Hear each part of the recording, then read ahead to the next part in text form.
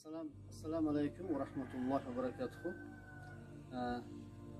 2021 yil 11-aprel alhamdulillah Qirg'iziston Qo'shloq qishlog'i mana o'zlar ko'rib turganlar Muhammadiy masjidimiz alhamdulillah.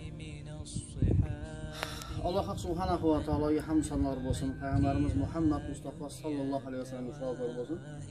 Alloh subhanahu va taolo mana bugungi kunda o'zi rozi bo'lgan muborak Ramazon oylariga hammamiz yetkazib keldi birodarlar. Alloh taolaning yordami inoyati bilan mana shu kunlarga yetib kelishligimizga alhamdulillah Alloh taolaning rahmati bo'lgan bo'lsa, yana bundan buyoqqa biz Alloh taoladan o'zimiz duo qilib so'rab, mana shu Ramazonga kirib boraylik va eson-omon mana shu masjidlarda to'liq ibodatlarda Alloh rozi bo'lgan darajada kutib ibodat qilishligimizga Alloh taoladan so'raymiz inshaalloh. Mana shu bizning masjidimiz.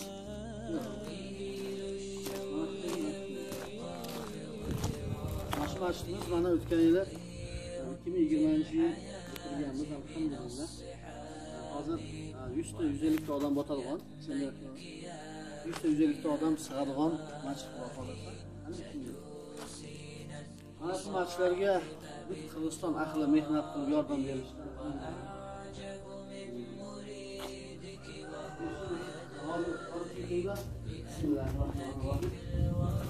Bismillahirrahmanirrahim. Bismillah. Allohumma qurli umumatan azab va rahmatik.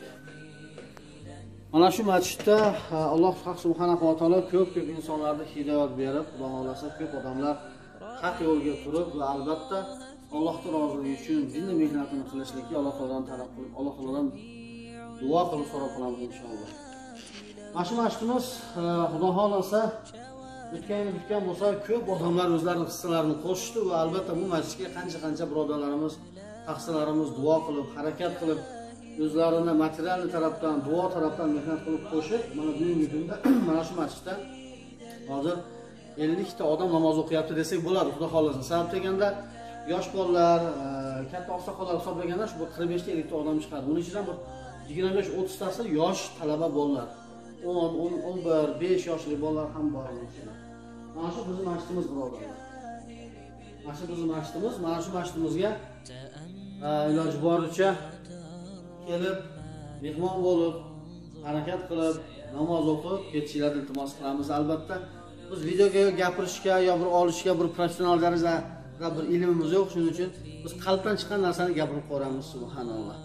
Hozir sizlarga kelajakda shu masjid quriladigan joyni ko'rsatmoqchiman.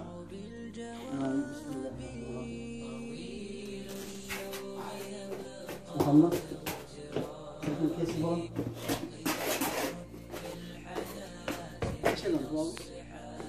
Mana bu yer mana 20 ga 10.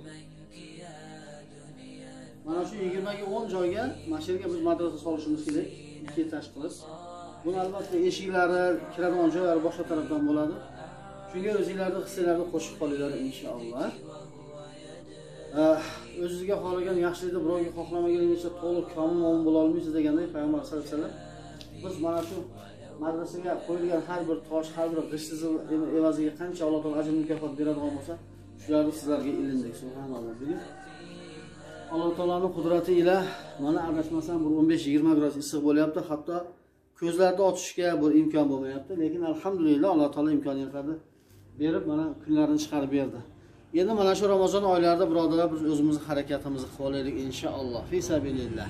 Chunki Alloh subhanahu va taolo bizning ishlarimizga, bizning qilayotgan ibodatlarimizga muhtoj emas, vaholanki biz Allohga ibodat qilishlikka va Allohning yordamiga va Allohning nusratiga biz muhtojmiz. Shuning uchun mana shu yaxshi ishlarni sizlarga ilinib aytyapmiz inshaalloh.